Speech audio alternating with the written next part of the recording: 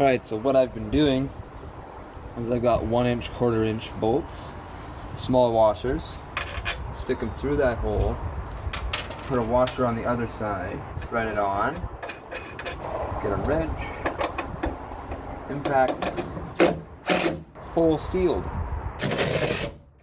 Alright, and that's the final product. Now just to paint them black. This one I can't access from the bottom because there's a piece of frame in the way. And so your best bet is to either drill a hole so you can get a bolt through, or just cover it with something else, or you can also buy those plugs online which just go in these holes. Around back there's a hole here which you can see daylight through, so I can get at that one. And there's holes all through the rest of the back of this thing, especially under this chair. There's a hole here, there's holes all under there, just small ones. I think they're small enough to where I can just tack weld a bead instead of putting 57 bolts through the fucking thing. To patch the larger holes, this is everything you're gonna need. I've got a 1/4-inch bolt, which is 1 inch long, some fender washers. If you're doing it by yourself and you can't reach it, use a lock washer and just a regular nut so you can thread it on tight by hand. If you use a nylon nut, you won't be able to thread it on by hand. Take a wire brush, just make sure the surface you're going on is smooth so you can make somewhat of a seal before you paint it. Step 2, get under the Jeep with your safety glasses, reach up in there and scrape it clean. Step 3, drop your bolt and your washer through the hole. Be careful when tightening it. Make sure that it's in the center of the hole. Otherwise you'll have a gap and it will be pointless. Step whatever this is, take your nut and washer and thread it on the bottom. But be careful because sometimes you can just push this right over top and then you'll lose it, and then you'll have to get out from under the Jeep and go back on top again. In this case I don't need the lock washer because I could reach this with both hands. So we'll slip on the fender washer and then we'll come in with the nut, holding that bolt with one set of fingers and threading on the nut with the other. But be careful because if you slip you lose the nut and then you get frustrated. I got it first try. So once you got the nut on there, you stick your 2 fingers, hold the bolt, thread on the nut a little bit. Or alternatively, you can press the bolt against something so it doesn't spin, and then thread on the nut. And then keep doing that as much as you can.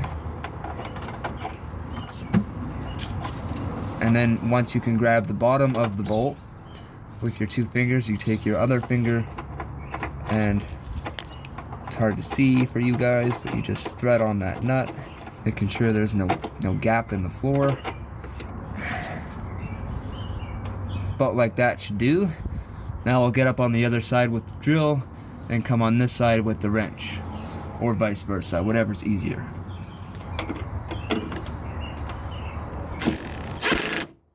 And if we did it right, there'll be no gaps, you won't be able to see daylight, it'll be nice and tight, and then you paint it.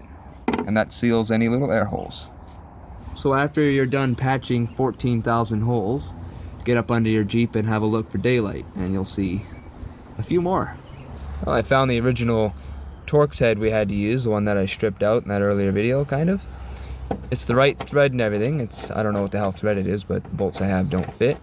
The only problem with this though, however, is because there's no thick seat belt plating or whatever that is. The maximum depth of this hole before it hits the fuel tank, or whatever the hell it is approximately here. And if you were to cross-check on that one, it just is a little bit too long. Now I could cut this off down here where there's no threads and shine it up and everything and make it so it sits flush, but the head on this thing is just massive. And so anyway, what I'm going to do is just leave that blank and maybe just weld a plate over top eventually. I don't know yet. I hate when there's a hole in your glove. It just ruins the whole thing. Alright, what I'm doing now is I've pre-cut these pieces of 22 gauge and I'm just welding them on.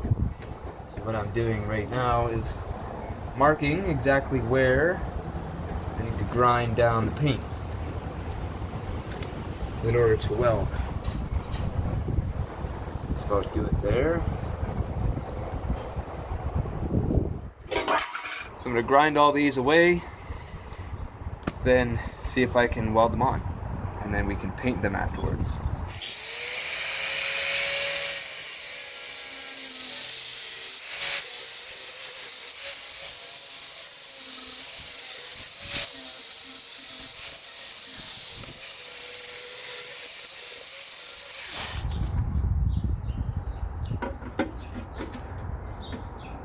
Of course, bang it all as flat as possible with a hammer.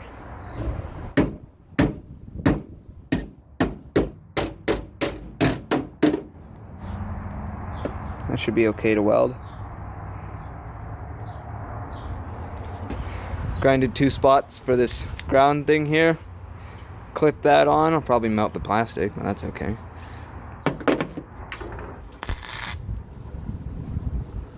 Yeah. That's a weld.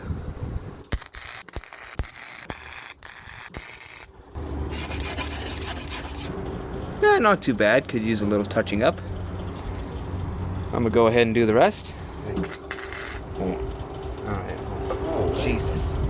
Jesus, Dad. Before I paint the thing, I like to grind it down just a little bit to make it a little more flush.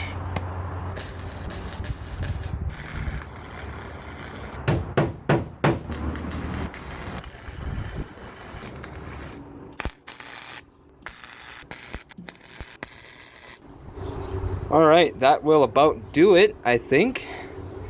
Might do a few more, but that's basically all of them on.